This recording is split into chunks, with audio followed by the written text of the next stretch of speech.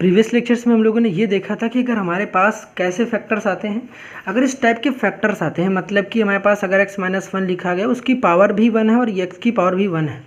यहाँ पर जितने भी नंबर ऑफ फैक्टर्स हैं सबकी पावर जो है, ब्रैकेट्स की होल पावर जो हमारे पास 1 है और x की पावर भी 1 है। जब ऐसी कंडीशंस आ रही तो इसका मतलब कि दूसरी बात यहाँ पर हमने ये सीखा कि सारे ही फैक्टर्स क्या थे, रिपीट नहीं कर रहे थे। मतलब यहाँ पर x-1 था तो यहाँ पर x-2 था तो यहाँ पर x-, सारे ही डिफरेंट थे। मतलब कि ये रिपीटेड नहीं थे, नॉन रिपीटेड फैक्टर्स थे। मतलब क्या बोला, यहाँ देखो सब में क्या था, x की पावर भी 1 थी और उसकी होल पावर भी 1 थी। मतलब एक लीनियर फैक्टर था, एक लीनियर फैक्टर था। सारे फैक्टर्स कैसे थे, लीनियर फैक्टर थे और सारे लीनियर फैक्टर्स नॉन रिपीटेड थे, मतलब कोई भी रिपीट नहीं कर रहे थे। अगर यहाँ भी x-1 था तो ऐसा नहीं था कि यहाँ भी x-1 हो जाए, यहाँ डिफरेंट था। यहाँ पर x-2 था, ऐसा नहीं कि यहाँ भी x-2 है, नहीं, यहाँ पर भी x-3 था, डिफरेंट था। मतलब यहाँ वाले जितने भी क्वेश्चन करे थे ये सारे क्वेश्चन नॉन रिपीटेड फैक्टर्स थे, रिपीट नहीं कर रहे थे और सबकी क्या थे, एक लीनियर फैक्टर थे, सबकी पावर 1 थी। ऐसे क्वेश्चन में हम लोगों ने ये देखा था कि जितने हमारे पास क्या होंगे, फैक्टर्स होंगे, उतने नंबर ऑफ आर्बिट्रेरी कांस्टेंट होंगे। यहाँ पर देखो 3 फैक्टर थे तो 3 हमारे पास आर्बिट्रेरी कांस्टेंट थे। आर्बिट्रेरी कांस्टेंट कहने का मतलब क्या था, अपने हिसाब से हम लोग एक कांस्टेंट को एज्यूम करते थे। जैसा कि ABC हमने एज्यूम कर रखा, आप कुछ भी एज्यूम कर सकते थे, हो सकता था आप DEF एज्यूम करते तो कोई दिक्कत नहीं। मगर ABC ज़्यादा अच्छे लगते हैं तो फिर जाहिर सी बात सब लोग यही करते तो फिर हम लोग भी करने लगते। ठीक है, तो मतलब क्या, यहाँ पर हम लोगों ने ये सीखा था कि जितने नंबर ऑफ हमारे पास फैक्टर्स होंगे, तो यहाँ 3 फैक्टर्स थे तो 3 हमारे पास आर्बिट्रेरी कांस्टेंट थे। समझ में आई बात है। अब इस लेक्चर में हम लोग कुछ नया सीखने वाले हैं, ऐसा नहीं कि सब कुछ जो पुराना सीख रखा था वही कुछ सीखेंगे। यहाँ पर एक नई टाइप ऑफ क्वेश्चंस आएगी। वो नई टाइप ऑफ क्वेश्चंस क्या होगी, यहाँ पर ध्यान से सुनना, मैं जो बता रहा हूँ उस बात को सुन लो कि यहाँ पर जितने भी हमारे पास फैक्टर थे नॉन रिपीटेड थे, रिपीट नहीं कर रहे थे और सारे कैसे थे, लीनियर फैक्टर थे। अब इस क्वेश्चन में क्या नया बात है इसको समझो। यहाँ पर फैक्टर्स में देखो यहाँ पर क्या हो रहा है, इस क्वेश्चन में अगर ध्यान से देखोगे तो x+2 लिखा गया है। अब अगर x+2 लिखा गया है तो यहाँ पर ध्यान से देखो x+2 का होल स्क्वायर है। x+2 का होल स्क्वायर का मतलब क्या होता है, x+2 और x+2, ये समझ में आता है। यहाँ पर देखो ये वाला फैक्टर्स फिर से रिपीट हो गया, इसी वजह से कहते हैं ये रिपीटेड फैक्टर्स हैं। क्या है, रिपीटेड फैक्टर्स हैं। समझ में आ रही, देखो x+2 का होल स्क्वायर का मतलब क्या होगा, देखो x+2 2 बार लिखा गया, मतलब कि x+2 2 बार रिपीट कर गया, इस वजह से हम कहते हैं ये एक रिपीटेड फैक्टर्स है। आई बात समझ में। तो जब हमारे पास रिपीटेड फैक्टर्स होते हैं तो किस तरीके से हम क्वेश्चन को अप्रोच करते हैं, ये बहुत ही इंपॉर्टेंट क्वेश्चन है। इस टाइप के क्वेश्चन देखो यूजुअली एग्जामिनेशंस में आपको एक बेस प्रोवाइड करता है, मतलब क्वेश्चन को आपको कैसे करना है। देखो आ भी सकते हैं इस टाइप के क्वेश्चन और नहीं भी आ सकते हैं, मगर इस टाइप के क्वेश्चन को चांसेस ज़्यादा रहते हैं आने के, क्योंकि यहाँ पर लॉजिक्स बच्चा नहीं लगा पाता, कई बार गलत तरीके से इंप्लीमेंट कर रहा होता है। इस तरीके को सीखना है। आखिर जब हमारे पास ऐसे क्वेश्चन आते थे तो हम लोग क्या करते हैं कि जितने हमारे पास क्या होते हैं नंबर ऑफ फैक्टर्स होते उतने हम लोग आर्बिट्रेरी कांस्टेंट एज्यूम करते थे। यहाँ पर क्या करेंगे, जब हमारे पास x+2 का होल स्क्वायर होगा तब कैसे क्वेश्चन करोगे, इसको सीखते हैं।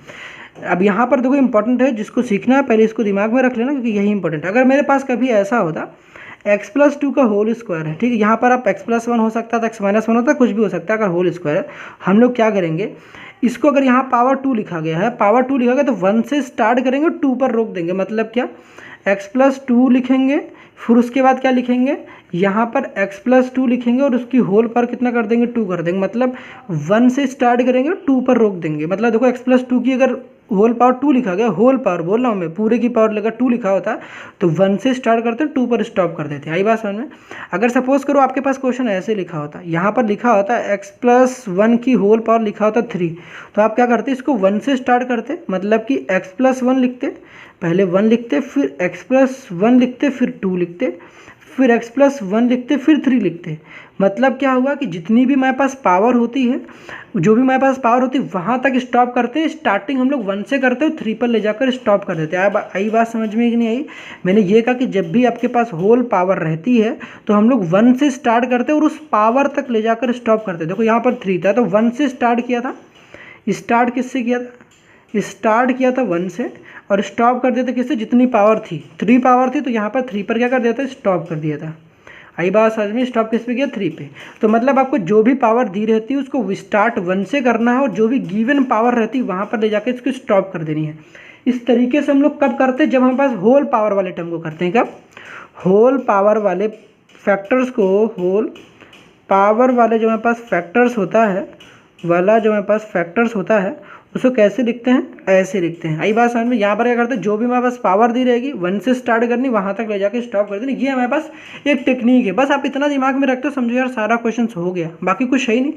जैसा आप लीनियर फैक्टर में करते थे वैसे कम यहाँ भी करेंगे, बस इतनी बात मुझे बतानी थी। अगर तो यूजुअली आपके एग्जामिनेशन में जो क्वेश्चन आता है वो होल पावर 2 वाला आता है, ये आपके पास मोस्ट इंपॉर्टेंट यहाँ पर है।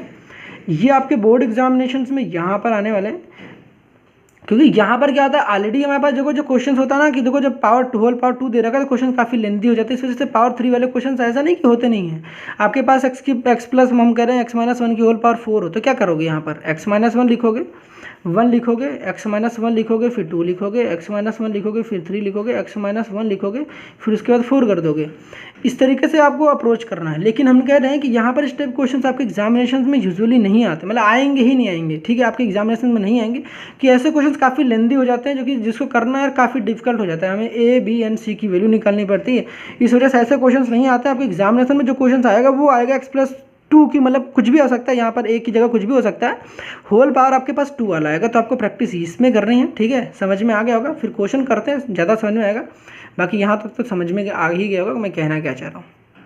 तो सबसे पहले 14 क्वेश्चन से स्टार्ट करते हैं। सबसे पहले जैसे कि आपको मैंने बताया था कि जब भी आपके पास क्वेश्चन आता है तो आपको क्या काम करना है, यहाँ पर आपको ये अंदर वाले पार्ट को पहले बाहर निकालना है, ठीक है, इस वाले पार्ट को बाहर निकाल, जिसको हम लोग इंटीग्रैंड कहते हैं, ठीक है।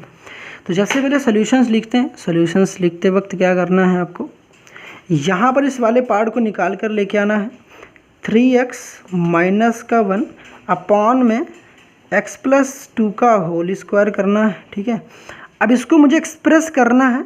एक्सप्रेस करना है कैसे, सम के फॉर्म में। कैसे एक्सप्रेस करेंगे, आखिर पार्शियल फ्रैक्शन को इसको किस तरीके से स्प्लिट करेंगे पार्शियल फ्रैक्शन का इस्तेमाल करके।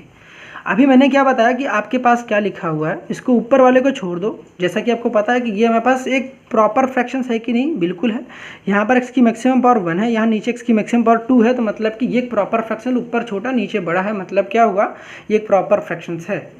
अब यहाँ पर करने के लिए आपको क्या काम करना पड़ता है, पहले मैंने बताया कि x+2 का होल स्क्वायर लिखा गया। अभी मैंने क्या बताया था आपको, अगर x+2 का होल स्क्वायर लिखा गया है, लेटर सपोज कि आपके पास x+2 का होल स्क्वायर लिखा गया, तो आपको स्टार्टिंग कहाँ से करनी है, x+2 को 1 की पावर रखनी है, फिर उसके बाद x+2 की होल स्क्वायर पे स्टॉप कर देनी है।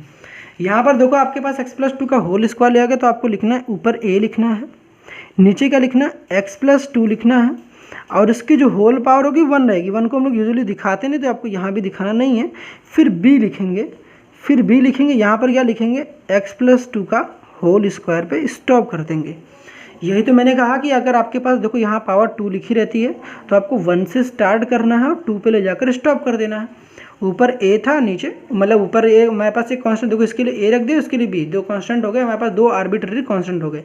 अगर देखो हमारे पास होल पावर 2 लिखा था, तो आर्बिट्रेरी कांस्टेंट भी कितने आ गए, 2 आ गए। एक a था और दूसरा हमारे पास क्या था, b था। जैसे कि देखो प्रीवियस क्वेश्चन में हम लोगों ने ये देखा था कि हमारे पास देखो नंबर ऑफ, देखो यहाँ पर ध्यान से देखो, नंबर ऑफ बॉक्सेस कितने थे, नंबर ऑफ बॉक्सेस हमारे पास मतलब नंबर ऑफ फैक्टर्स कितने थे, नंबर ऑफ फैक्टर्स 3 थे। तो आर्बिट्रेरी कांस्टेंट भी कितने आ रहे थे, 3 आ रहे थे कि नहीं, a b एंड c। तो यहाँ भी अगर ध्यान से जो देखोगे तो यहाँ पर नंबर ऑफ बॉक्सेस कितने, 2 हैं कि नहीं। x+2 अगर 2 बार लिखा गया तो आर्बिट्रेरी कांस्टेंट भी कितनी बार आएंगे, 2 बार। तो यहाँ पर एक कांस्टेंट a रहा, यहाँ दूसरी कांस्टेंट आर्बिट्रेरी कांस्टेंट b रहा। आर्बिट्रेरी कांस्टेंट कुछ नहीं यार, अपने हिसाब से माना गया कांस्टेंट होता है, इस वजह से हम लोग उसको क्या कहते हैं, आर्बिट्रेरी कांस्टेंट करते हैं। अब दूसरी सबसे बड़ी प्रॉब्लम्स यहाँ पर क्रिएट होती है कि बच्चा इसके बाद सॉल्व करने में फंसता ही फंसता, उसको समझ नहीं आता कैसे सॉल्व कैसे करे जाते हैं। क्वेश्चन तो देख लिया ना उसके बाद, ठीक है, चलो क्वेश्चन करते हैं।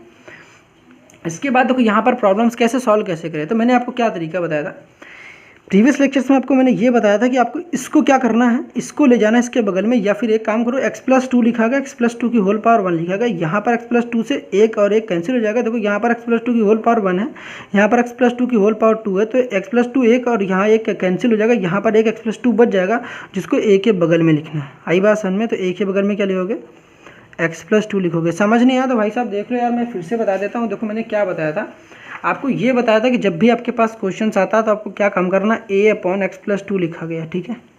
आपको इसके बगल में क्या करना है, ये नीचे वाला जो भी पार्ट रहता है इसको हमेशा इसके बगल में लेके जाओ, तो x+2 का होल स्क्वायर लिखा रहेगा, बिल्कुल।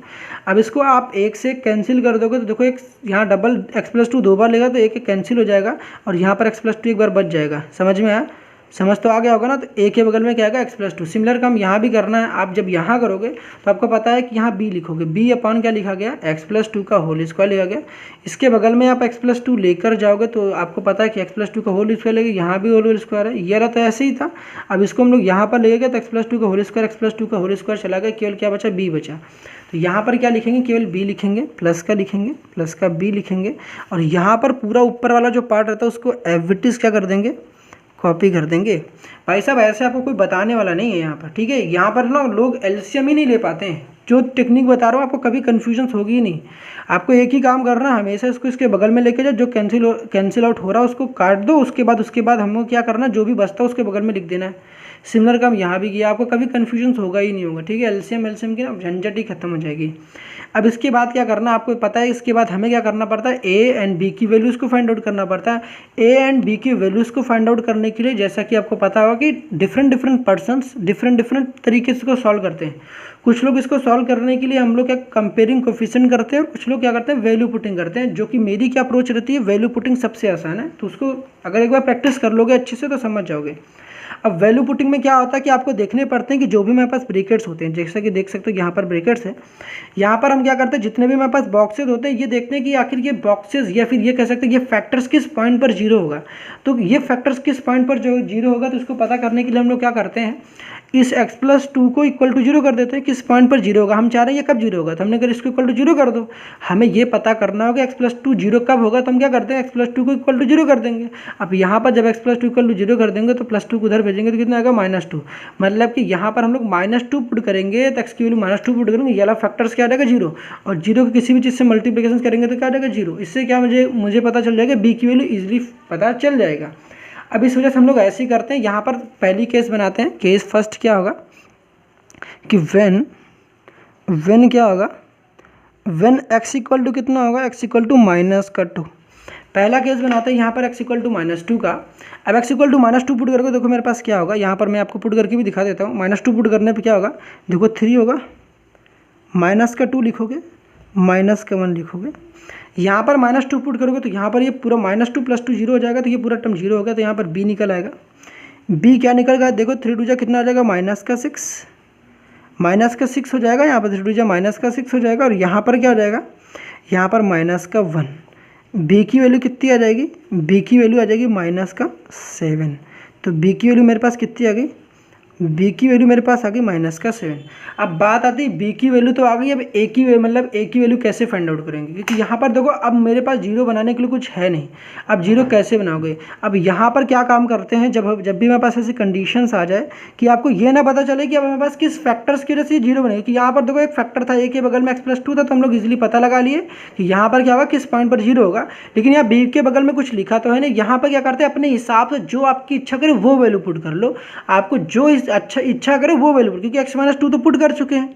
अब आपको जो इच्छा करे उसको पुट कर लो, आप वैल्यूज को फाइंड आउट कर लोगे। तो यहाँ पर हम क्या करते हैं, जीरो बनाने के लिए हम लोग कई बार क्या करते हैं, जब हमें समझ नहीं आता क्या पुट करें यार जिससे कैलकुलेशन ईजी हो। अब आपको यहाँ पर अप्रोच क्या लगानी पड़ती है, जिससे हमारे कैलकुलेशन ईजी हो। अब इसके लिए हम लोग क्या करते हैं, usually x equal to 0 put कर देते हैं। x इक्वल टू 0 पुट करने से क्या होता है, हमारी कैलकुलेशन बहुत ईजी हो जाती है। बाकी आपकी इच्छा भाई साहब, कुछ भी पुट कर सकते हो आप, +2 भी पुट कर सकते हो, -1 भी पुट कर सकते हो, 1 भी पुट कर सकते हो, आपका आंसर सेम ही आएगा। ठीक है, समझ में आई बातें। x इक्वल टू 0 पुट करते हैं, तो यहाँ पर x इक्वल टू 0 कहाँ पुट करेंगे, लेफ्ट हैंड साइड और राइट हैंड साइड दोनों में पुट करेंगे। ठीक है, ये जो भी हमारे पास ये इक्वेशन आई है, इसके left hand side as well as right hand side दोनों जगह हम लोग क्या पुट करेंगे, x इक्वल टू 0। तो जब यहाँ पर 0 पुट करोगे x की जगह 0, तो यहाँ पर दोगे 3 × 0 कितना हो जाएगा, 0। यहाँ पर मेरे पास जो लेफ्ट हैंड साइड आएगा वो मेरे पास -1 हो जाएगा, और यहाँ पर इक्वल टू का साइन लगाएंगे। यहाँ पर x इक्वल टू 0 पुट करेंगे। x इक्वल टू 0 पुट करने से मेरे पास कितना आ जाएगा, 2a आ जाएगा। आएगा कि नहीं आएगा, बिल्कुल आ जाएगा यार। प्लस का यहाँ पर कितना आ जाएगा, b आ जाएगा। अब b मेरे पास बताओ कितना आया था, b मेरे पास आया था -7, तो b यहाँ पर ले जाकर पुट कर देंगे। तो यहाँ पर जब b ले जाकर पुट कर देंगे तो मेरे पास कितना आ जाएगा, 2a। b की वैल्यू कितनी थी, -7, तो यहाँ पर -7 पुट कर देंगे, और यहाँ पर -1 हो जाएगा। अब इस -7 को इधर ट्रांसपोज कर देंगे तो -7 इधर आएगा तो क्या हो जाएगा, +7। तो यहाँ पर 7 -1 and this is equal to what, 2a। अब यहाँ पर 7 - 1 क्या होता है, 7 - 1 होता है 6, होता है कि नहीं होता, हो गया यार, बिल्कुल होता है। तो 2a। अब यहाँ पर a की वैल्यू कितनी आएगी, देखो यहाँ पर इतना तो पता होगा ना, देखो 2a this is equal to what, 6। अब a की वैल्यू कितनी आएगी, अब आपको पता है ना 2 इंटू में है, तो यहाँ पर इसको डिवाइड में भेज दोगे तो 6/2 हो जाएगा। अब इसको फर्दर कैंसिल आउट करोगे तो मेरे पास कितना आ जाएगा, 3 आ जाएगा। यार इतना कैलकुलेशंस कौन करके दिखाता है बताओ, इतना तो यार बेवकूफ़ी है, मैं करके दिखा रहा हूँ। आई होप यहाँ तक तो समझ में आता होगा, फिर भी मैंने आपको करके दिखा दिया, इतना कोई करके नहीं दिखाता, कोई बात नहीं, यहाँ तक तो समझ में आ गया होगा। तो ए की वैल्यू कितनी आ गई, 3 आ गई। कोई दिक्कत थी यहाँ पर, नहीं थी। अब तो आसानी से कैलकुलेशंस हो जाएगी। अब आपके दिमाग में एक कन्फ्यूजन आ रही होगी क्वेश्चन की, एक्स की वैल्यू 0 ही क्यों पुट किया। चलो यार मैं दूसरा कुछ पुट करके दिखाता हूँ आपको, ठीक है। मैं आपको कुछ दूसरा पुट करके दिखाता हूँ। लेट अस सपोज कि आपने कहा कि यार ना मैं 1 पुट करना चाहता हूँ, कर लो। आप कह रहे थे दूसरी कंडीशन में आपका आंसर अभी भी देखना 3 ही आएगा। हमने कहा कि एक्स की वैल्यू क्या पुट करना है आपको, आप 1 पुट कर लो। अब 1 कहाँ कहाँ पुट करोगे, आपकी जो इच्छा करते हो वो पुट करो, बस आप कैलकुलेशंस को सही से करना, आपके आंसर से में कभी गलत नहीं आएगा। लाइट भाई साहब जा चुकी है, तो फिर कोई दिक्कत नहीं, हम लोग ऐसे ही कर लेंगे यार, दिक्कत वाली बात नहीं है, ठीक है। ऐसे कोशिश तो कर सकते ना, लाइट जग गया तो क्या हुआ। अब देखो यहाँ पर क्या करेंगे, यहाँ पर x = 1 पुट करना है। 1 पुट करने करेंगे कहाँ पर, इस वाले में लेफ्ट हैंड साइड देखो, यहाँ पर 3 इंटू का 1 माइनस का 1 and this is equal to what, a। यहाँ पर क्या करेंगे, x = 1 तो 1 + 2, यहाँ पर प्लस का b, सही है। देखो 3 इंटू 1 है तो 3 माइनस का 1 और 1 + 2 कितना होगा, 2 + 1 या 1 + 2 बोलो तो कितना आ जाएगा, 3a प्लस का हो जाएगा b। यहाँ 2 - 3 - 1 कितना होगा, 3 - 1 हो जाएगा 2 और यहाँ पर हो जाएगा 3a प्लस का हो जाएगा b। b की वैल्यू ऑलरेडी हम लोगों ने निकाल रखी थी, -7 यहाँ रख दो तो 3a, b की वैल्यू कितनी थी -7 और यहाँ पर कितना था 2, -7 को इधर भेज दो जरा, तो यहाँ पर कितना हो जाएगा 7 प्लस का 7 हो जाएगा, -7 इधर आ जाएगा तो प्लस का 7 हो जाएगा, तो 7 प्लस का 2 3 आएगा। 7 + 2 कितना होता है 9, कितना आ जाएगा 9 और देखो कि यहाँ आ जाएगा 3। अब एक ही वैल्यू निकालनी है तो अब इसको ऐसे लिख दो, अगर आपको ऐसे नहीं समझ में आता 3a = 9। अब यहाँ एक ही वैल्यू कितनी आ जाएगी बताओ, 9/3 आएगा, 9/3 आ जाएगा। इसको कैंसिल आउट करो, कितना आएगा, 3। आपको क्या समझ में आया कि भाई साहब किसी डॉक्टर ने नहीं कहा कि आपको x = 0 पुट करना, आपको जो इच्छा करती है आप वो पुट करो। आपका मन कर रहा है 5 पुट करने का 5 पुट कर लो, 6 मन कर रहा है 6 पुट कर लो, 2 पुट कर रहा है 2 पुट कर लो, बस आपको वो वैल्यूज पुट करनी है जिससे आपकी कैलकुलेशन ईजी हो। तो मैंने 0 क्यों पुट किया, क्योंकि उससे क्या होता है कई चीज़ें 0 बन जाती है, 0 का एडिशन सब्ट्रैक्शन करने की ज़्यादा जरूरत पड़ती नहीं, इस वजह से मैं 0 पुट करता हूँ। समझ में आया बात। इस वजह से यहाँ सबसे अच्छी बात होती है कि जो आपकी इच्छा करे, जब आपको समझ में ना क्या वैल्यू पुट करें, तो आपकी जो इच्छा करे वो पुट करो। आई बात समझ में। तो यहाँ तक तो सब कुछ समझ में आ गया होगा। अब कुछ बचा ही क्या है, अब बचा कुछ तो है नहीं, अब इंटीग्रेशंस करना है। अब इंटीग्रेशंस करने के लिए क्या करोगे, इंटीग्रेशंस करते हैं यहाँ पर, यहीं कर दें, चलो यहीं पर कर दे रहा हूँ, ठीक है। समझ जाओगे ना भाई साहब, समझ तो जाओगे ही कि नहीं समझोगे। दूसरे पेज में कर दें, चलो यार दूसरे पेज में कर देता हूँ, ठीक है। यहाँ देखो ध्यान से, अब इंटीग्रेशंस करना है। फिर ना हम लोग क्या करेंगे, जो मेरे पास 3x - 1 अपॉन x + 2 का होल स्क्वायर लिखा था, यहाँ पर लिखा गया a की वैल्यू कितनी आई, a की वैल्यू आई थी 3, तो यहाँ पर 3 लिख दो, 3 अपॉन x + 2 लिखेंगे, प्लस लगाएंगे। देखो यहाँ पर कितना लिखा गया था -7, तो b की वैल्यू -7 है, तो प्लस -7 अपॉन x + 2 का होल स्क्वायर।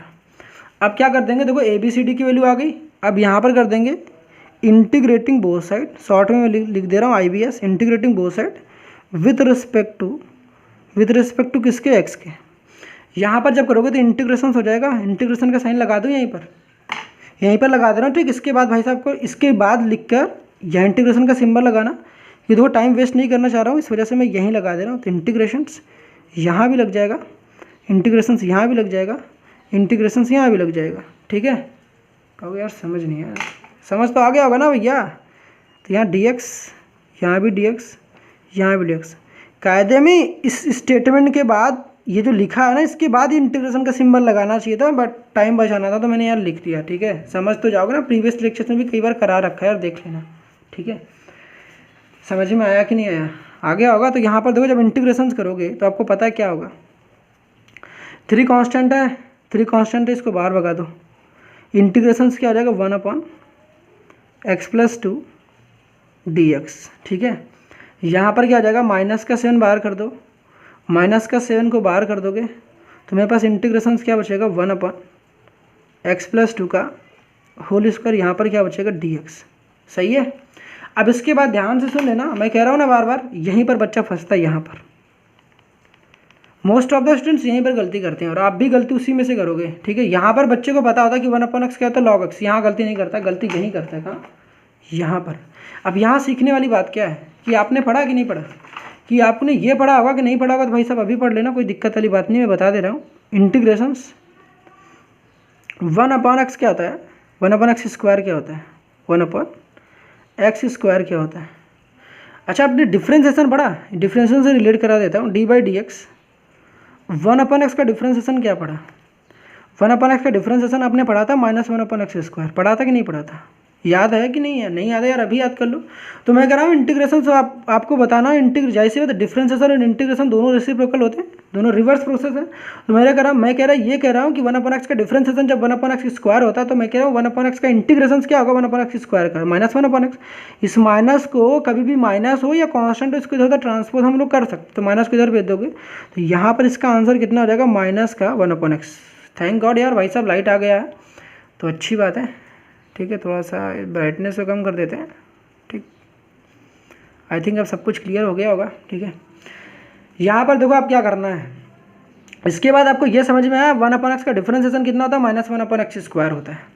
हम कह रहे हैं, अब आपको मैं ये बोल रहा हूँ कि 1/x स्क्वायर का भाई साहब इंटीग्रेशन क्या होगा -1/x। तो मतलब क्या, देखो यहाँ पावर 2 थी, यहाँ पर पावर कितनी 1 है, तो कुछ नहीं करना, जो भी आपको लिखा हुआ है यहाँ पर 1/x स्क्वायर क्या करना, माइनस में लिखना, -1 सिंगल पावर, जो भी पावर रहेगी 2 उसको एक कम कर देना है।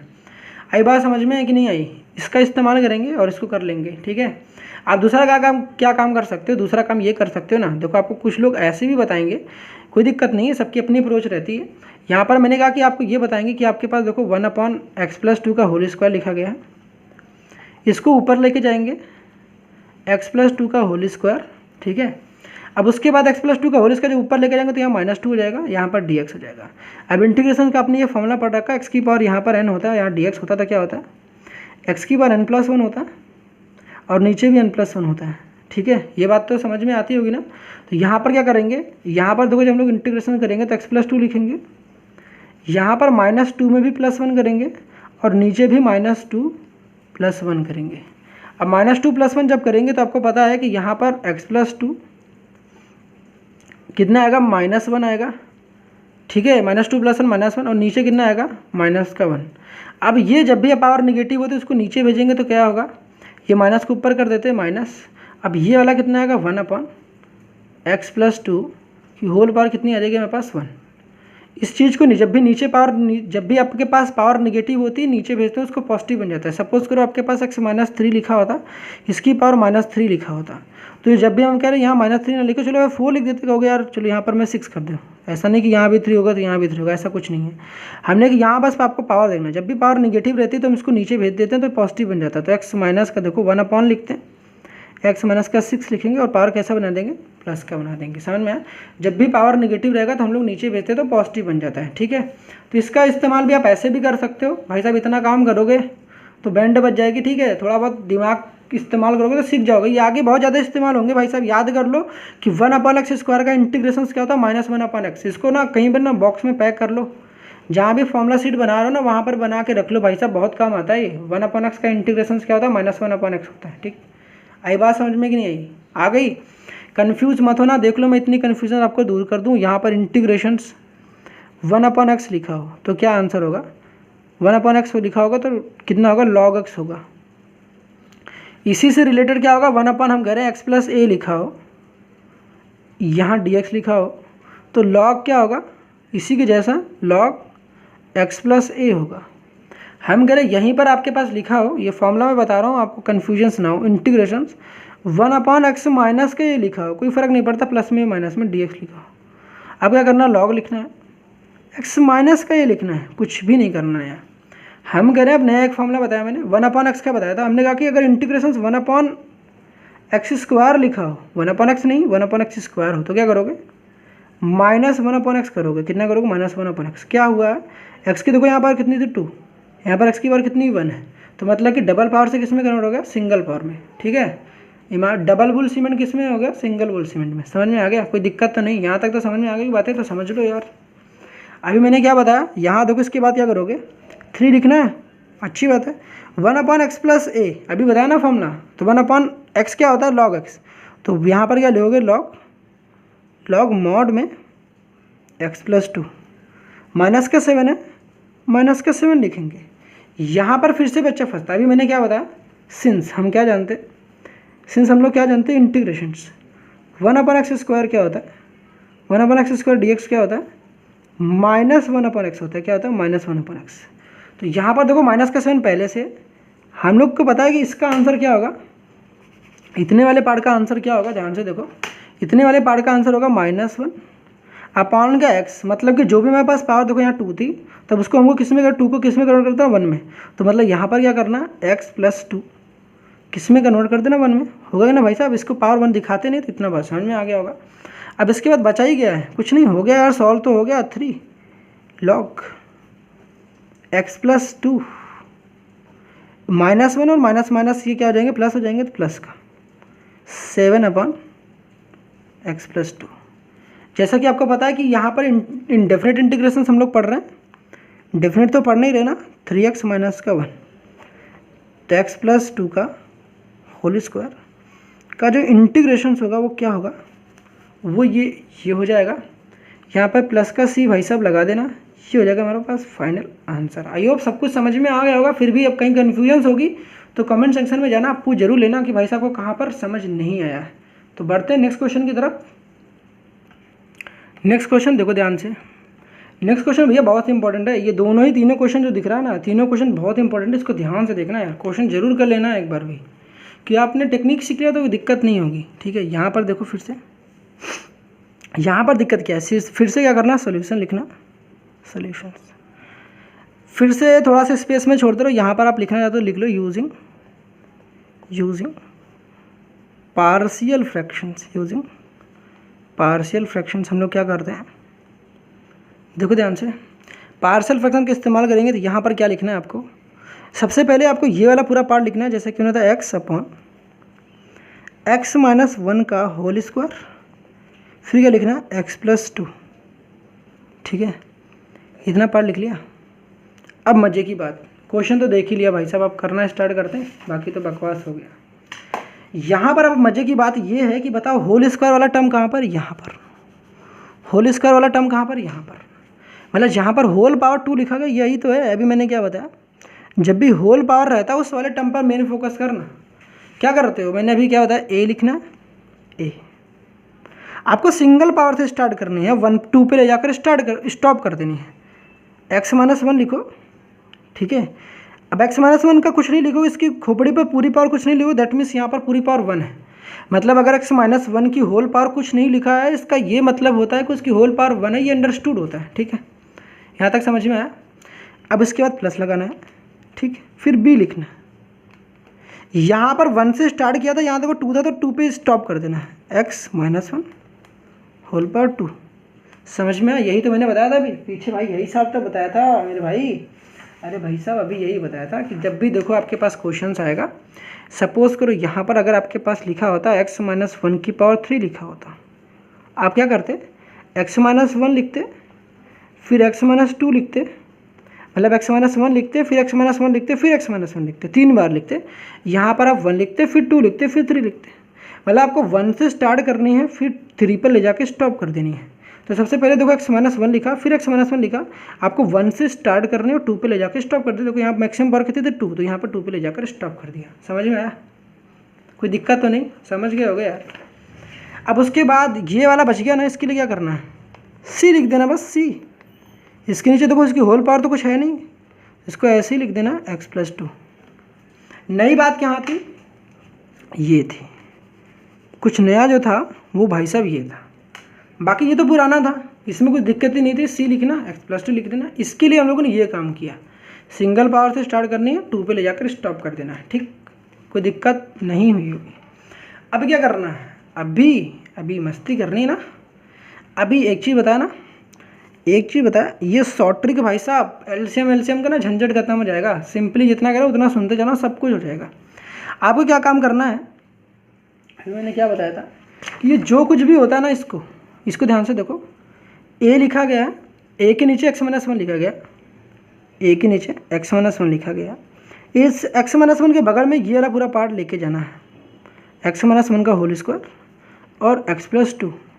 तो आपको पता है कि यहाँ पर x-1 और x-1 एक उड़ जाएगा, तो यहाँ पर आपको पता है कि यहाँ पर a बचेगा, a के बगल में x-1 बचेगा और x+2 बचेगा। आई बात समझ में? तो ये काम करना आपको, हर बार इस वाले टर्म को इसके बगल में भी, इस पूरे टर्म को इसके बगल में भी, इस पूरे टर्म को इसके बगल में भी, ऐसे बारी बारी लेके जाना, और जो कट रहा है कैंसिल आउट कर दो, जो बच जाएगा उसको यहाँ पर बगल में लिख दो। आई बात समझ में? नहीं आई? आ गई होगी यार, ठीक, आसान तो है, सब कुछ तो बता दिया ना। तो ए लिखना है, ए के बगल में क्या लिखोगे, x-1 एक तो उड़ जाएगा, एक बचेगा, तो x-1 यहाँ पर क्या आ जाएगा, x+2, सही है। फिर प्लस लगाएंगे, x-1 देखो पूरा उड़ जाएगा, देखो यहाँ भी होल स्क्वायर है, यहाँ भी होल स्क्वायर है, दोनों होल स्क्वायर आपस में कैंसिल आउट हो जाएंगे, केवल b के बगल में क्या बचेगा, x+2। तो b लिखना है, b के बगल में क्या बचेगा, x+2। फिर c को ध्यान से देखो, c के बगल में क्या बचेगा, x+2 उड़ जाएगा, केवल क्या बचेगा, c के बगल में क्या आएगा, x-1 का होल स्क्वायर, ठीक है। तो यहाँ पर c के बगल में क्या आएगा, x-1 का होल स्क्वायर। आई थिंक यहाँ तक सब कुछ तो क्लियर हो गया होगा। यहाँ पर क्या होगा, x, सही है सर, कोई दिक्कत तो नहीं? यस, सब कुछ सही है। अब प्रॉब्लम्स कहाँ पर आती है? प्रॉब्लम्स आती है कि भाई साहब मैं वैल्यू पुटिंग करने में समझ नहीं आता है, वैल्यू पुटिंग करने में समझ नहीं आता। अरे भाई साहब मैं तो हूँ ना, मैं हूँ ना भाई साहब, बताने के लिए तो मैं ही हूँ ना, बता रहा हूँ, टेंशन की बात किस बात की है बताओ। अब यहाँ पर क्या काम करना है, आपको देखना है कि किस ब्रैकेट की वजह से जीरो बनना है, मतलब कौन कौन सी ब्रैकेट जीरो बन पा रही, कौन कौन सी वैल्यूज निकल के आ रही है। यहाँ पर ध्यान से देखो, यहाँ पर x-1 है, तो आपको पता है कि यहाँ -1 है, तो यहाँ पर जिस फैक्टर की वजह से, जिस x की वैल्यूज़ की वजह से जीरो बनेगा, वो x की वैल्यू कितनी होगी, +1। x की वैल्यू कितनी होगी, +1। तो यहाँ -1 है, तो x की वैल्यू जब इक्वल टू 0 पुट करोगे, x-1 इक्वल टू 0 पुट करोगे, तो x की वैल्यू कितनी आएगी, +1 आएगी। तो यहाँ पर एक फैक्टर्स या फिर एक x की वैल्यू मुझे वो पता चल गई जिस पर हमारे पास ये वाला जो फैक्टर्स होगा इक्वल टू क्या होगा, 0 हो जाएगा, ठीक। सिमिलर काम यहाँ भी मुझे पता चला, इस वाले टर्म में 1 पुट कर दो, कोई दिक्कत नहीं, यहाँ 2 भी पुट कर दो, मैं यहाँ लिख दे रहा हूँ 2, थोड़ा एक ही जगह दोनों लिख दूंगा तो वियर्ड सा लगेगा, ठीक है, समझाने के लिख दो। यहाँ पर x की वैल्यू कितना पुट करोगे, -2, क्योंकि देखो यहाँ +2 है, +2 तो यहाँ पर क्या पुट करना पड़ेगा, -2, ठीक है, तो 0 बन जाएगा। अब 2 0 तो बना लोगे, देखो 2 0 बन जाएंगे, यहाँ पर कोई 0 नहीं बना पाओगे। यहाँ 0 बनाने क्या दिक्कत है, अभी दिक्कत देखो क्या होगी, यहाँ देखो आपने 1 ऑलरेडी रख चुके हो, आप 1 ऑलरेडी रख चुके हो, क्योंकि यहाँ भी जब 1 रखोगे तो यहाँ भी 0 बनेगा, यहाँ भी 0 बन जाएगा। अब आपको एक नई वैल्यू चाहिए, कि यहाँ देखो हमारे पास 3 कॉन्स्टेंट है, A, B और C, 3 आर्बिट्ररी कांस्टेंट। इसका मतलब x की वैल्यू भी मुझे 3 केसेस बनाने पड़ेंगे। अगर 3 आर्बिट्ररी कांस्टेंट है तो केस भी मुझे 3 चाहिए होंगे। अगर केस भी मुझे 3 चाहिए तो x की वैल्यूज भी मुझे 3 चाहिए होंगे। अभी तक x की वैल्यू 2 मुझे मिली है, अब तीसरी रखने जा रहे हैं। देखो तीसरी जो कुछ भी रखने जा रहे हो तो यहाँ देखो मैंने 0 बनाने की कोशिश जो करनी थी मैंने कर लिया, जो कोशिश मुझे करनी थी कर लिया, क्योंकि मैंने x = 1 भी रखा तो यहाँ 0 बन जाएगा, x = -2 रखेंगे तो तब भी 0 बन जाएगा, और जब 1 पुट करेंगे तो यहाँ भी 0 बन जाएगा। मगर अब क्या होगा, 2 की वजह से तो 2 वैल्यू निकल जाएंगी, एक तीसरा फंस जाएगा। अब उसके लिए मुझे अपने मन से जो मन करेगा वो रखेंगे। अब जाहिर सी बात है, जैसा कि मैंने बताया कि मेरी इच्छा क्या करती है, हमेशा मैं 0 ही पुट करता हूँ। आप भी कुछ पुट कर सकते हो, आप 1 2 3 4 5 जो मन करे यार वो पुट कर दो, कोई दिक्कत वाली बात नहीं है। आई होप समझ में आ रहा होगा यार। चलो यार पुट करते हैं वैल्यू, बाकी तो बकवास हो गया। तो पहली केस क्या है, व्हेन x = क्या, x = 1। कहाँ पुट करना भाई साहब बता दो कहाँ पुट करना। आपको लेफ्ट हैंड साइड, इसके left hand side as well as right hand side दोनों जगह, left hand side as well as right hand side दोनों जगह पुट करना है। क्या 1 पुट करो यार, ध्यान से मेंटली कर लोगे क्या, मेंटली कर लोगे? चलो यार फिर करते हैं, चलो मेंटली करते हैं, ठीक है। जहाँ आपको लगता है कि प्रॉब्लम्स होगी वहाँ मैं आपको रफली समझा दूंगा। तो x की वैल्यू यहाँ 1 पुट करोगे लेफ्ट हैंड साइड, तो यहाँ 1 लिखना है, सही है। हाँ अच्छा ये बताओ कि यहाँ x की वैल्यू 1 पुट करोगे तो 1 - 1 कितना हो जाएगा, 0, और 0 की किसी भी चीज़ से मल्टीप्लिकेशन करोगे पूरा टर्म 0 हो जाएगा। ये तो गायब हो गए भाई साहब, ये गायब हो गए, पूरी तरीके से गायब हो गए। अब बताओ यहाँ पर भी आपको पता है x की वैल्यू 1 पुट करोगे, ये भी गायब हो गया। x की वैल्यू 1 यहाँ पुट किया, x की वैल्यू 1 यहाँ भी पुट करोगे, कि हर जगह पुट करना ना, इस पूरे टर्म में जहाँ जहाँ से वहाँ आपको 1 पुट करना है। तो यहाँ भी पुट किया, 1 - 1 कितना होगा, 0, और 0 का मल्टीप्लिकेशन किसी भी चीज़ से करोगे क्या हो जाएगा, 0। तो ये भी 0, ये भी 0, ये पूरा चीज़ यहाँ से गया। अब बचा क्या है, यहाँ पर 1। तो यहाँ पर आपको पता है कि यहाँ 1 पुट करोगे तो 1 + 2 कितना हो जाएगा, 1 + 2 कितना हो जाएगा, 3। तो 3b हो जाएगा, नहीं आएगा, देखो यहाँ पर 3 और 3 का b के साथ मल्टीप्लिकेशन करोगे ना, 3b कितना आएगा, 3b आ जाएगा। b की वैल्यू यहाँ से कितनी आएगी, कई बार बच्चे ना यहाँ समझ नहीं पाते, बी की वैल्यू निकाल नहीं पाते, थोड़ा इसको घुमा दो भाई साहब, 3b को इधर लिख दो और 1 को उधर लिख दो। आपको पता है बी यहाँ बी के 3 यहाँ बी के साथ जो है बी के साथ 3 यहाँ पर इंटू में, तो ये डिवाइड में चला जाएगा, बी की वैल्यू कितनी आ जाएगी 1/3 आ जाएगा। सही है सर, सब कुछ तो समझ में आ गया होगा ना। हम लोग बढ़ते हैं अपनी सेकंड केस की तरफ। ये मैं पहली केस थी, पहली केस तो समझ में आ गई होगी, कोई दिक्कत तो नहीं होगी, नहीं होगी। अब बात करते हैं सेकंड केस। सेकंड केस में क्या रखते हैं, व्हेन x इक्वल टू कितना रखते हैं -2, x इक्वल टू कितना रखते हैं -2। कहाँ रखना है भाई साहब, बता दो जरा मुझे, कहाँ रखोगे, left hand side as well as right hand side. जहाँ पर x है वहाँ पर आपको क्या रखना है -2, तो -2 रख दो। -2 इक्वल टू, यहाँ -2 पुट करोगे, देखो +2 है, -2 पुट करोगे 0, और 0 की मल्टीप्लिकेशन करोगे पूरा टर्म हो जाएगा 0, और यहाँ भी गायब, यहाँ भी -2 पुट करोगे, यहाँ भी गायब, तो -2 ये भी पूरा टर्म गायब हो जाएगा, ये भी पूरा टर्म गायब हो जाएगा। यहाँ रखो -2। अब देखो यहाँ जब -2 रखोगे तो देखो ध्यान से देख लो, यहाँ पर थोड़ा बहुत मैं दिखाई देता हूँ। देखो यहाँ पर -2 और -1, और यहाँ बगल में लिखा गया होल स्क्वायर, यहाँ बगल में लिखा गया c। ठीक है, समझ में आ रहा है, यहाँ देखो c लिखा गया। अब आपको पता है -2 और -1 क्या होता है, -3, -3 का स्क्वायर है, और यहाँ पर क्या आएगा c। अब -3 का स्क्वायर क्या होगा, माइनस का स्क्वायर कभी भी हमेशा पॉजिटिव होता है। हमने कि यहाँ -3 का स्क्वायर कितना होगा 9, तो भैया -3 का स्क्वायर कितना हो जाएगा 9, तो यहाँ पर 9c आ जाएगा। सही है, समझ में आया, ऑब्वियसली यार समझ में तो आ गया होगा ना। तो यहाँ पर देखो मेरे पास कितना आ जाएगा 9c आ जाएगा। c की वैल्यू निकाल लोगे, नहीं निकाल पाओगे भाई साहब, देखो ये इंटू में, हमें केवल c चाहिए। अब मुझे c चाहिए, तो यहाँ पर ये क्या कर रहा है, इसको यहाँ पर लात मार के भगाओ, कहोगे यार तुम इंटू में ना, यहाँ डिवाइड में चले जाओ, तो -2 अपॉन का 9 हो जाएगा, and this is equal to what, c आ जाएगा। ठीक है, कोई दिक्कत तो नहीं रही होगी। ये हमारे पास किसकी वैल्यू थी, ये हमारे पास c की वैल्यू आ गई। अब जैसा कि मैंने बताया कि आपके पास अगर 3 आर्बिट्रेरी कांस्टेंट हैं, तो आपके पास x की वैल्यूज़ भी आपको 3 पुट करनी पड़ेंगे। तभी तक तो आपने 2 ही पुट कर रखा, तीसरी कहाँ गई, तीसरी कहोगे भाई साहब मुझे क्या पता। अरे भाई साहब, जब आपको पता ना चले ना कुछ भी, अपने मन से जो मन करे वो रखो, अपने मन से जो मन करे वो रखो।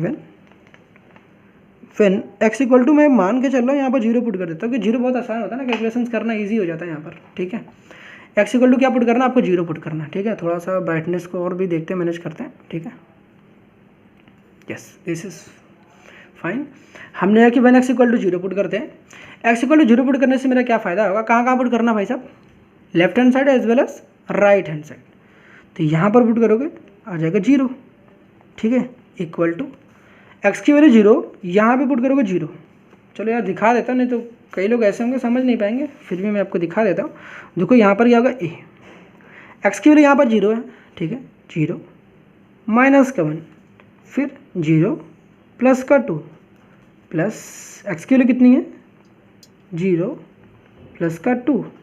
ठीक है, फिर x की वैल्यू कितनी पुट करनी है 0, तो c लिखा गया है 0 -1 का होल स्क्वायर। आई बात समझ में भाई साहब ना, 0 में से कुछ भी सब्ट्रैक्ट कर लो, ये 0 में से कुछ भी ऐड कर लो, जो कुछ भी यहाँ पर रहेगा, सपोज करो यहाँ पर है, वो चीज़ एज इट इज मिल जाएगा मुझे।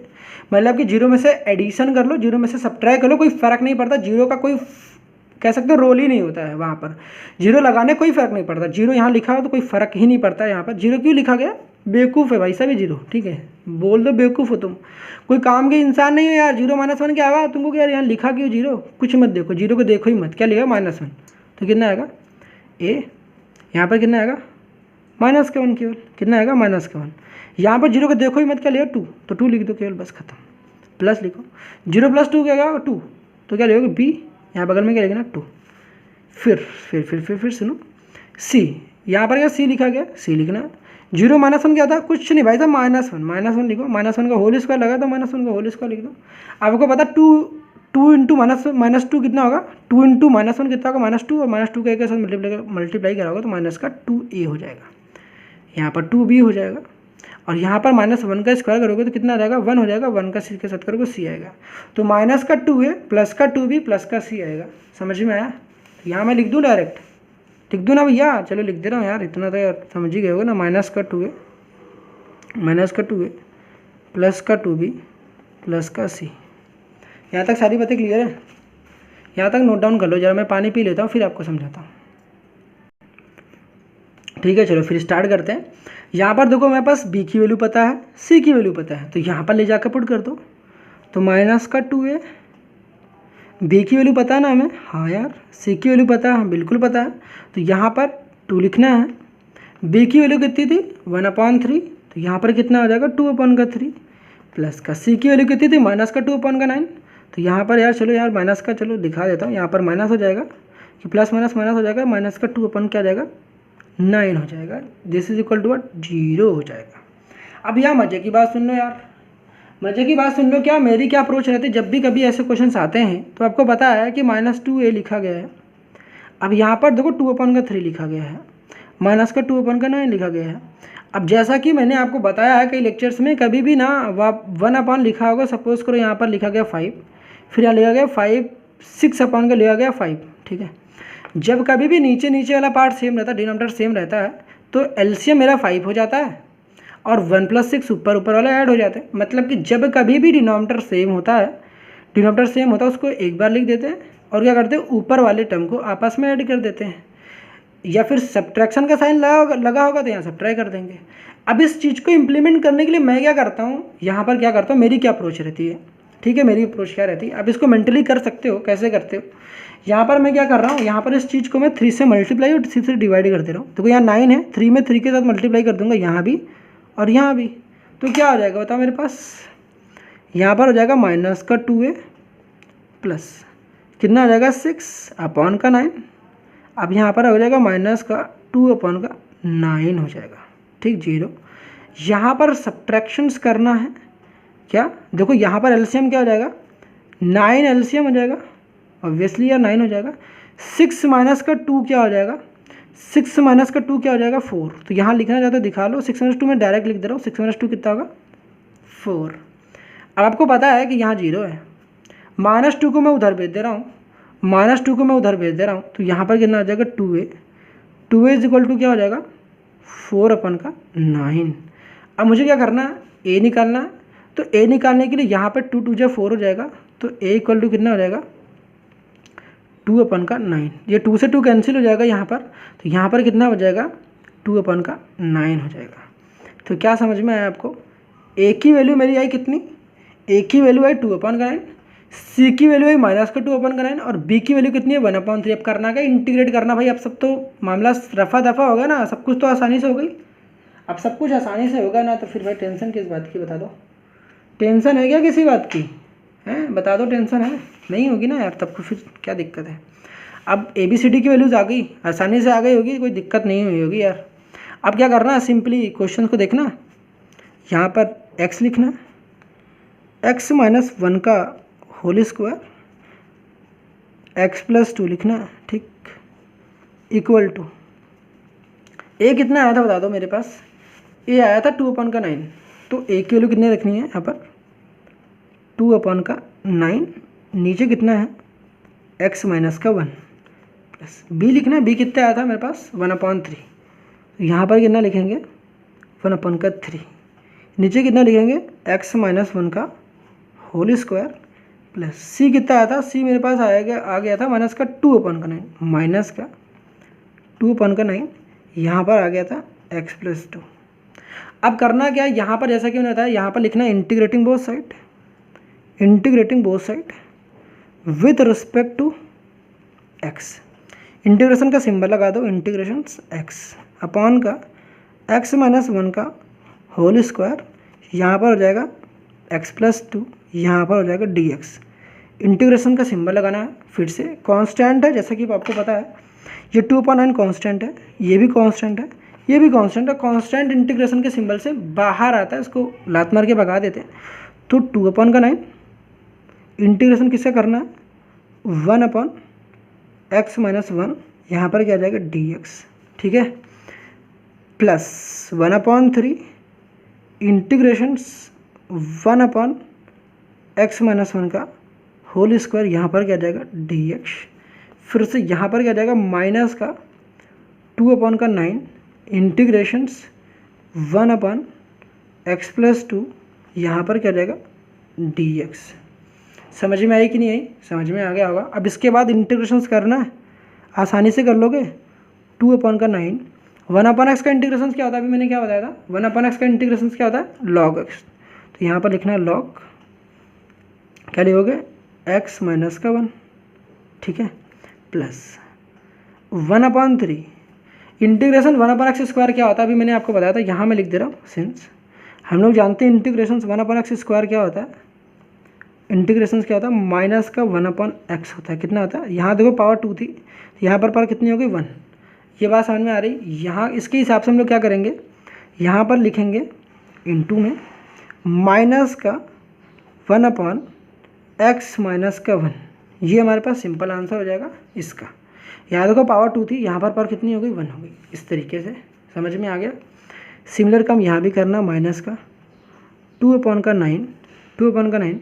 यहाँ पर क्या काम कर देना है, लॉग लिखना है, मॉड में x+2, ठीक है। यहाँ तक हो गया, प्लस का क्या लगा देना, c।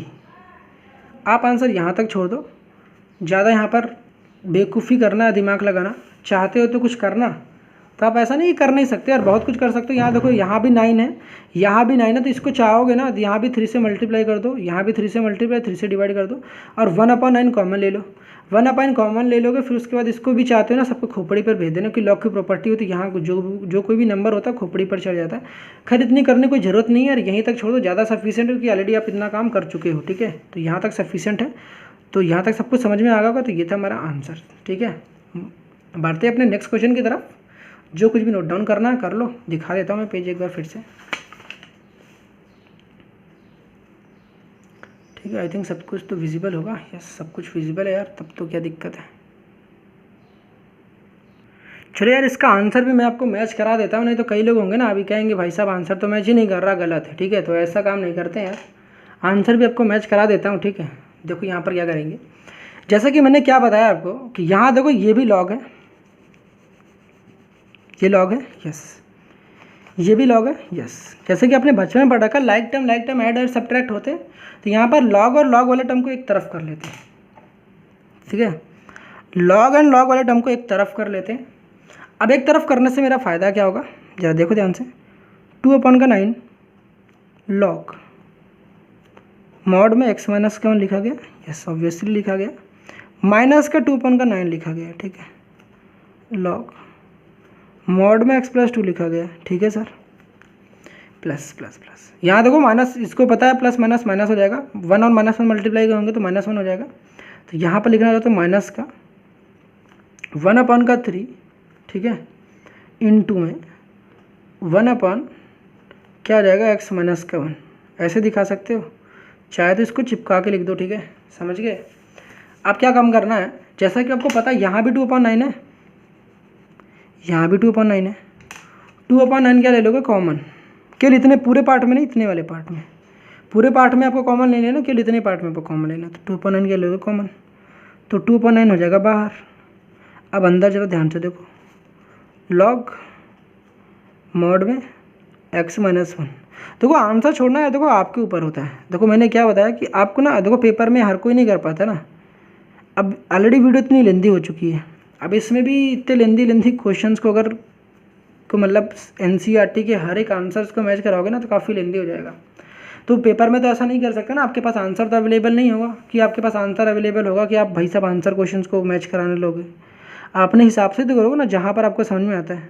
खैर फिर भी मैं आपको यहाँ मैच करा दे रहा हूँ, सो दैट आपको ये ना लगे कि भाई साहब आंसर आया नहीं आंसर। तो सब कुछ आपने सही कर रखा था यार, यहाँ पर जो भी थी दिक्कतें नहीं थी। अब इसके बाद यहाँ प्रॉपर्टी लगती कौन सी, log m minus log n। ये है हमारे पास m और ये हमारे पास n। कौन सी प्रॉपर्टी लगती है, कौन सी प्रॉपर्टी लगती है भाई साहब, बता दो ज़रा मुझे। यहाँ पर मैं लिख दे रहा हूँ log m माइनस का log n क्या होता है, log m अपॉन का n। ये होता है प्रॉपर्टी, मतलब यहाँ पर m, यहाँ पर n, यहाँ माइनस का रहता है तो log m अपॉन का n। समझ में आया, जब भी माइनस रहता है ना तो डिवाइड, ठीक है।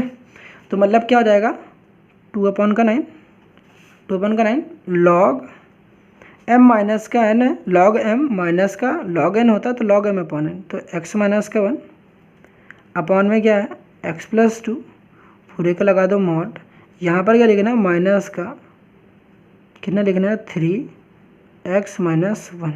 यहाँ तक समझ में, प्लस का c लगा दे यार, ठीक, ये हो जाएगा आपका फाइनल आंसर। अब तो खुश हो क्या, अभी भी खुश नहीं हो? अरे भैया अब तो खुश हो गए होगे ना। ठीक है, आप आंसर मैच करा लेना यार, सब कुछ समझ में तो आ गया होगा। ठीक है, बढ़ते अपने नेक्स्ट क्वेश्चन की तरफ। देखो नेक्स्ट क्वेश्चन हमारे सामने क्या है कि इंटीग्रेशन करना है 3x - 2 अपॉन का x+1 का होल स्क्वायर x+3 का। सबसे पहले हमेशा की तरह सॉल्यूशंस लिखना है। यहाँ पर लिखना है using partial fractions. Partial fraction का इस्तेमाल करेंगे हम लोग। ठीक है, कोई दिक्कत तो नहीं हुई होगी। ठीक है भाई साहब, मोबाइल की चार्जिंग उतर रही है। ठीक है, तो यहाँ पर देखो ध्यान से, पार्शियल फ्रैक्शन का इस्तेमाल करना, कैसे करना मैंने क्या बताया आपको? कुछ नहीं, पहले तो जो कुछ भी लिखो इसको बाहर निकालो। 3x - 2 अपॉन में x+1 का होल स्क्वायर। यहाँ पर लिखना है x+3। सही है। इसके बाद मैंने क्या तरीका बताया, ये जो होल स्क्वायर वाला पार्ट है ना, इसको ध्यान से ऑब्जर्व करो। ये जो होल स्क्वायर वाला पार्ट है इसको ध्यान से ऑब्जर्व करो। इसको मैंने क्या कहा था, मैंने आप क्या लिखोगे, ऊपर ध्यान नहीं देना, आपको a लिखना है। नीचे क्या लिखना है आपको, देखो पावर 2 है तो आपको 1 से स्टार्ट, मतलब x+, देखो इसको छुपा दो, x+1 का होल स्क्वायर ना छुपा दो। क्या लिया गया, x+1 लिखो। ठीक है, लिख दिया, प्लस लगाओ, फिर b लिखो, फिर पूरी पावर वेजिटेस कॉपी कर लो, x+1 का होल स्क्वायर। आई बात समझ में? कोई दिक्कत तो नहीं हुई होगी। अब क्या काम करना है, जैसा कि आपको पता है, अभी इसके लिए तो कुछ लिखा नहीं, अभी तो ये पूरा पार्ट करूँगा। सिंगल पावर से स्टार्ट करनी थी और जितनी पावर दी रहती है उतनी पावर पर स्टॉप कर देते हैं। यहाँ पर आपको क्या लिखना है, c लिखना है। c के नीचे क्या लिखना है, x+3 लिखना है। अब क्या करोगे, अभी मैंने क्या बताया था आपको, इसके क्वेश्चन नंबर फर्स्ट लेट कर लो। आपको इस पूरे पार्ट को इसके बगल में लेके जाना है मेंटली, ये काम मेंटली करना है। ठीक, इसको हटा देते हैं। मेंटली करना कैसे करोगे, आपको देखो इसके बगल में लेके जाओगे तो x+1 से एक x+1 उड़ जाएगा। देखो x+1 यहाँ 2 है, यहाँ x+1 अगर 2 बार लिखा गया तो एक x+1 उड़ जाएगा। यहाँ पर एक x+1 बचेगा और x+3 बचेगा, और जो बचेगा उसको a के बगल में लिखना है, a x+1 और क्या हो जाएगा, x+3। समझ में आया सर? कोई दिक्कत तो नहीं? बिल्कुल नहीं होगी। प्लस b लिखना है। यहाँ देखो x+1 का होल स्क्वायर, यहाँ भी x+1 का होल स्क्वायर, ये दोनों कैंसिल आउट हो जाएंगे। यहाँ पर केवल क्या बचा, x+3। तो आपको यहाँ पर b के बगल में क्या लिखना है, x+3 लिखना है। समझ में आ गया? ठीक है, अब यहाँ देखो x+3 लिखा गया, x+3, ये दोनों देखो। अब इन सबको भूल जाओ, केवल इसको, इस नीचे वाले पार्ट को, और इसको ध्यान से देखो। आपको इसके बगल में लेके जाओगे तो ये पता है x+3 उड़ जाएगा। यहाँ पर केवल क्या बचेगा, c के बगल में क्या आएगा, x+1 का होल स्क्वायर। क्या आएगा, c के बगल में क्या आएगा, c के बगल में आएगा x+1 का होल स्क्वायर। एलसीएम का भाई साहब ना, जितने भी आपके पास प्रॉब्लम्स आते हैं कभी आएगी ही नहीं। इस तरीके से आप करोगे तो ऊपर क्या करना, जो भी न्यूमरेटर वाला पार्ट रहेगा एज इट इज कॉपी कर लोगे, 3x - 2। अब आपको यहाँ जो कुछ सिखाना है ना इस लेक्चर्स में, मतलब यहाँ पर आपको ABCD की वैल्यूज सिखाना था, इस वजह से यहाँ क्वेश्चन करा रहा हूँ। बाकी क्वेश्चन तो प्रीवियस क्वेश्चन अभी कराया था उसी के जैसा ही है। ठीक है, यहाँ पर देखो अब क्या करना है। अब आपको देखना है किन किन वैल्यूज़ पर हम क्या जीरो बना सकते हैं। तो पहले आपको पता है यहाँ पर +1 है, तो यहाँ पर -1 पुट करोगे, -1 पुट करोगे तो जीरो बन जाएगा। यहाँ +3 है, तो यहाँ पर आपको पता है -3 पुट करोगे तो मेरे पास जीरो बन जाएगा। मतलब कि मेरे पास दो कंडीशन बन गई। मतलब यहाँ -3 यहाँ लिख दो, कोई दिक्कत नहीं, एक तो जीरो बन जाएगा ना इसकी वजह से, तो दूसरी वाली यहाँ लिख दो। आपको समझने के लिए मैं बता रहा हूँ। तो आपके पास दो कंडीशन बन गई, -1 और -3। अब तीसरी वाले में फिर से फंस जाओगे, -1 रखोगे तो -1 से ये वाला जीरो बन जाएगा, -1 से ये वाला भी जीरो बन जाएगा। ठीक है, क्योंकि यहाँ भी तो -1 रखोगे जीरो बन जाएगा। फिर यहाँ पर -3 रखोगे तो -3 से ये वाला जीरो बन जाएगा, ये वाला जीरो बन जाएगा। मगर जैसा कि आपको पता है कि दो ही हमारे पास वैल्यूज़ निकल के, x की दो वैल्यूज़ आपके सामने पता चल रहे हैं जिनको रखने पर डायरेक्टली जीरो बन पा रहा है। मगर एक, जैसा कि आपको पता है कि आर्बिट्रेरी कांस्टेंट कितने 3 हैं, तो x की वैल्यूज़ भी कितने कंडीशन कितने बनाने पड़ेंगे 3, जिनके हमें क्या पता चलेगा कि इन वैल्यूज़ पर जीरो बनेगा। यहाँ पर दो वैल्यूज़ पता चली, तीसरी वैल्यू नहीं पता है, तो आपको क्या करना, कुछ नहीं भाई साहब, जीरो लेट कर लो, जिससे आपका क्वेश्चन आसानी से हो जाएगा, जो कि आपको प्रीवियस क्वेश्चन में किया है वैसे ही करना। आपको वीडियो को पॉज कर लो, खुद से ट्राई कर लो, उसके बाद यहाँ पर देखना। ठीक है, तो यहाँ पहली कंडीशन बनाते हैं। ठीक है, पहली कंडीशन तो यहाँ लिख देते हैं, वेन लगा लेना यार सब चीज़। ठीक है, वेन लिख लेना आप सब। तो यहाँ पर मैं लिख दे रहा हूँ x इक्वल कितना पुट कर रहा हूँ, एक्स इक्वल टू मैं पुट कर दे रहा हूँ यहाँ पर। चलो सबसे पहले क्या पुट कर दूँ, जीरो। जीरो से स्टार्ट कर देते चलो यार, एक्स इक्वल टू जीरो से, ठीक है। जीरो पुट करते हैं, ठीक है, जीरो से। ज़िंदगी की शुरुआत जीरो से करते ना, जीरो से कर देते, कोई दिक्कत नहीं। तो यार जीरो से कर लो यार।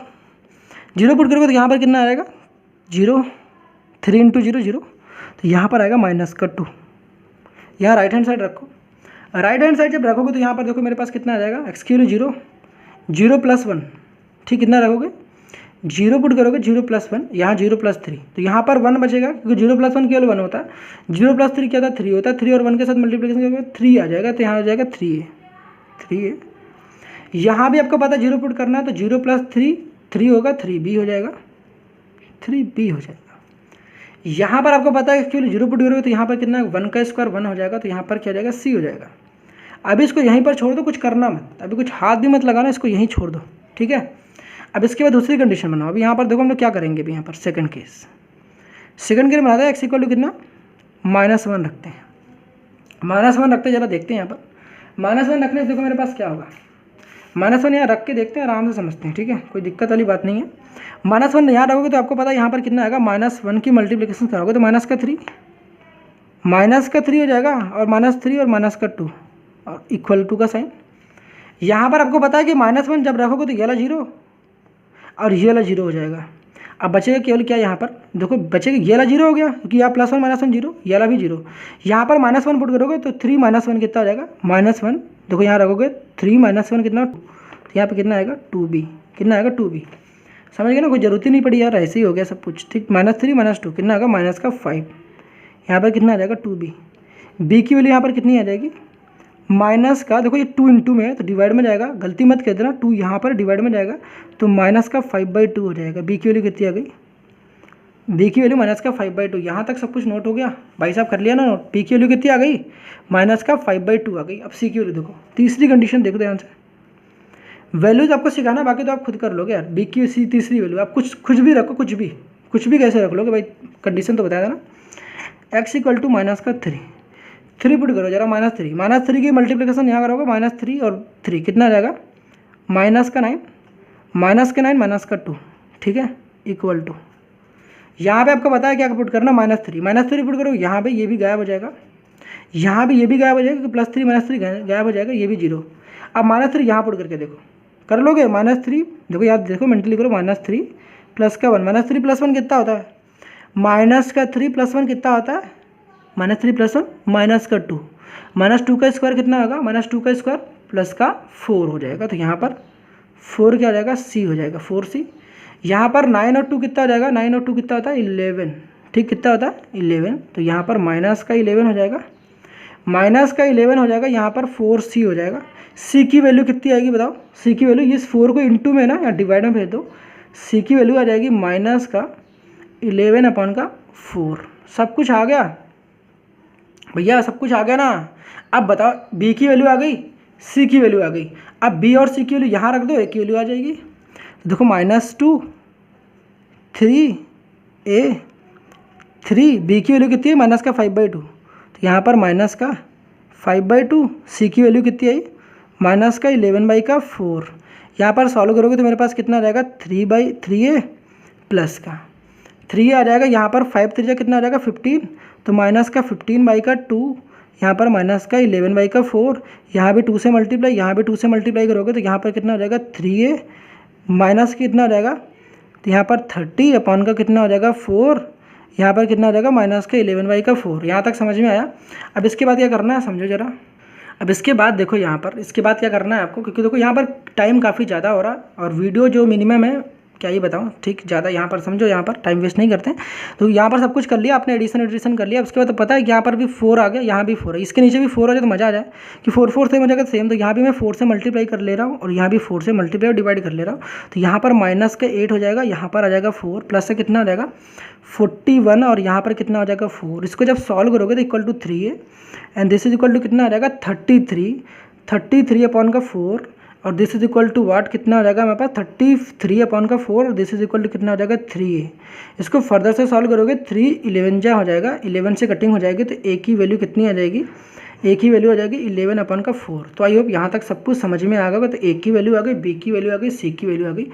तो यहाँ तक अब इसके बाद तो यहाँ पर क्या करना, आप ABCD की वैल्यू यहाँ पर ले जाके पुट कर देना, सब कुछ इंटीग्रेशन आसान है, इजीली कर लोगे। ठीक है, आई होप सब कुछ कर लोगे। और 11 से कैंसिल आउट हो जा रहा है। ठीक है ये, तो मिलते हैं नेक्स्ट लेक्चर में, तब तक के लिए ऑल द बेस्ट। अगर आपको लगता है कि वीडियो पसंद आ रही होगी तो अपने दोस्तों को जरूर शेयर कर देना।